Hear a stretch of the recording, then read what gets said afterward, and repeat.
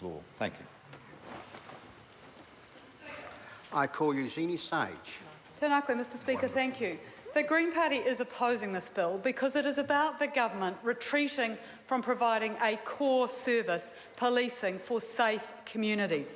We have seen today the state exercising its powers of punishing people, punishing mothers on a benefit because they won't disclose their child's father because they may have been the victim of sexual abuse or the victim of incest. And yet here in this bill, this government is saying that we will be prepared to ensure that the police cover a lot of their costs, and we are moving to user pays policing, which is undermining the role of the police in ensuring public safety and community safety.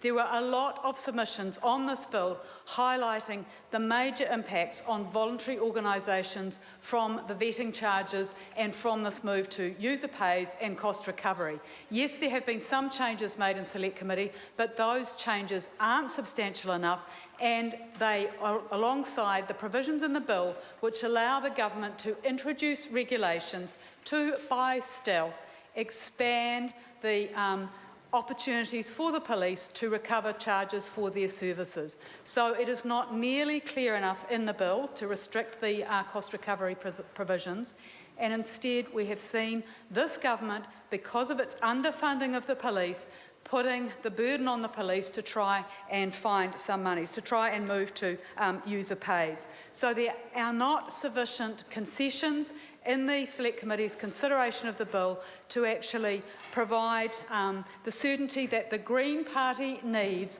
that we are not step by step moving to user pays policing and undermining their statutory role in safeguarding community safety.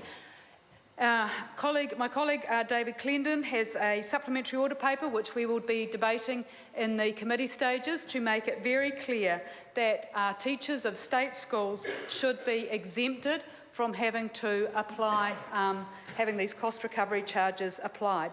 Because, Mr Speaker, it is essential that teachers, that people in childcare situations all have the opportunity to go through that vetting process without those organisations then having to pay for that. It will have an enormous impact on their budgets, and that's what the government has failed to recognise, the impact on the voluntary sector of these charges. The way to address this issue is to increase police funding, not to shift the charges onto the voluntary sector by requiring them to pay for vetting. So we've got major objections to the bill. We encourage the government to seriously consider the SOPs that are being promoted to ensure that critical parts of society don't have these significant costs imposed on them. Mr Speaker, it is a bad bill. It is taking away the fundamental responsibility of the state through the police to provide for community security and safety. We do not want user pays policing where community organisations, where schools and others are having to pay for basic police services. I think we all agree that where there is a significant commercial benefit, as with large concerts, where the police provide services there, that there is the potential for some cost recovery there.